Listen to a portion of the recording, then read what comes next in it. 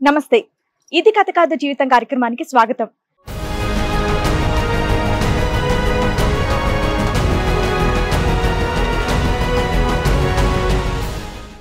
నా పెళ్ళై 21 సంవత్సరాలు అవుతుంది.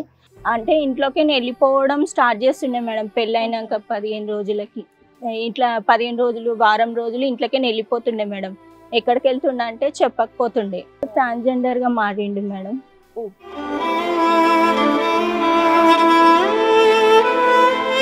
అయితే ఇంకా మా అత్త మా ఆడబిడ్డని ఇంట్లో తెచ్చి పెట్టుకుంది, చిన్న ఆడబిడ్డని. అయితే అప్పటి నుంచి ఇంక అందరు హింసించడే. ఇక అప్పటి నుంచి స్టార్ట్ అయింది ఆయన వెళ్ళిపోవడం. వారం రోజులు నెల రోజులు ఇట్లా. అయితే ఏంటి అని చాలా గొడవలు జరిగినాయి. గొడవలు జరిగితే ఇట్లా మంత్రాలు చేసి తంత్రాలు చేసి అయితే అప్పటి నుంచి ఇంక అందరు హింసించడే. నీ గుడ్డిదానివి, నీ ఇట్లా ఇది చేసినావు అని, లైట్లు లేకుండా పని చేయాలా, చాలా టార్చర్ చేసిర్రు మేడం. అయితే సరే అని ఆ తర్వాత 6 నెలల కడుపు వచ్చింది మేడం, అమ్మోళ్ళ ఇంటికాడ ఉన్నప్పుడు. అయితే మళ్ళీ తీసుకెళ్ళినాక ఆ బాబు చనిపోయిండు డెలివరీ అప్పుడు.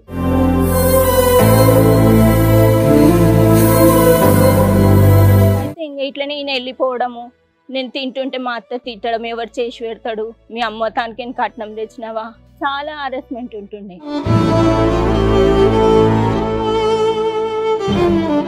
అన్ని సందర్భాల్లో బయటకు వెళ్ళిపోతున్న వ్యక్తి ఎక్కడికి వెళ్తున్నాడు అనేది ఎవరైనా ఫాలో అయ్యి కనుక్కోవటం కానీ ఎవరి ద్వారా తెలుసుకోవటం కానీ ఎప్పుడైనా జరిగిందా?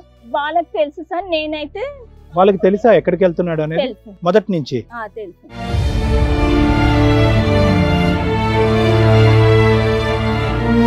మీరు తర్వాత పెళ్లి అయిన తర్వాత అడుగుతారు కదా, ఏంటి అత్తమ్మ పదే పదే పోతున్నాడు, ఎక్కడ పోతున్నాడు నా భర్త అని అడిగితే ఏమని చెప్తారు? అడిగితే మంత్రాలు చేసిరు ఆయనకి, ఇంట్లో నిలబడబుద్ధి అయితలేదంట. ఎందుకు ఇట్లా తగ్గుతలేదని కోరంటీ హాస్పిటల్కి వెళ్ళాం. వెళ్తే అక్కడ ఈయనకి ఎయిడ్స్ టెస్ట్ చేసిరు.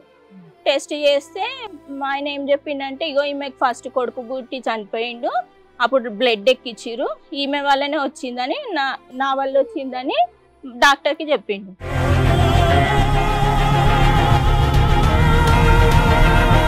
ఈ ఎల్జిబిటిక్యూలో ఏంటి ఇతను అంటే వేరే మగవాళ్ళ దగ్గరికి వెళ్తాడా, లేదంటే ఆడవాళ్ళలాగా తయారవటానికి ఇష్టపడతాడా, లేదంటే బాడీ పార్ట్సే ఆడవాళ్ళలాగా మార్చుకోవాలనే ఆలోచనతో కోరికతో ఉంటాడా? ఈ మూడిట్లో ఏది?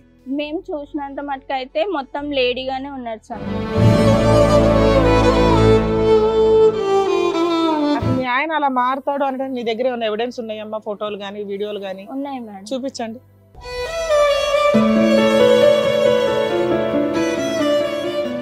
ఏం చేస్తాడు ఇలా రెడీ అయ్యి? నాకైతే అడుక్కుంటానని చెప్పాడు. కాకపోతే ఆయనకు దేవుడు వస్తాడు అని, అంటే మాకు బయట తెలిసింది దేవుడు వస్తాడు. ఇలా డ్రెస్ లోనే ఉంటాడా? చీరని కట్టుకుంటాడు.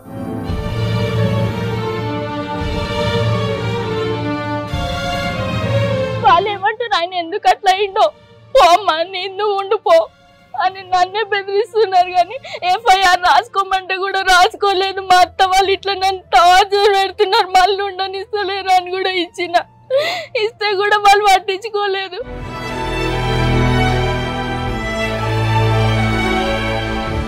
నాలుగు నెలల నుంచి మాకు తిండి లేదు, ఏమీ లేదు, పనులు లేవు అక్కడ నేను చేసుకోవడానికి.